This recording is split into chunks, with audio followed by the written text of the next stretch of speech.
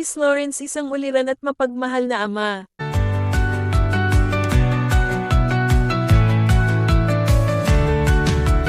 Si Chris Lawrence ay nagbahagi ng kanyang opinyon tungkol sa pagiging magulang. Ayon sa kanya, hindi kailanman natatapos ang kanyang responsibilidad bilang ama kay Katie. Mula pa lamang nang isilang ang kanyang anak, lagi na raw siyang nariyan upang umalali at gamabay.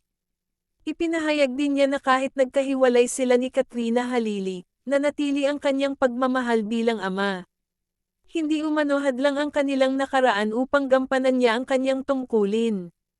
Patuloy niyang pinaparamdam ang kanyang presensya sa buhay ng kanyang anak. Para kay Chris, ang pagiging ama ay isang panghabang buhay na responsibilidad. Ipinakita rin niya na mahal niya si Katie sa kabila ng lahat ng pagsubok.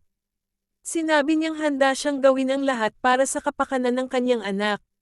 Sa huli, pinatunayan ni Chris na ang tunay na pagmamahal ng isang ama ay hindi kailanman magbabago.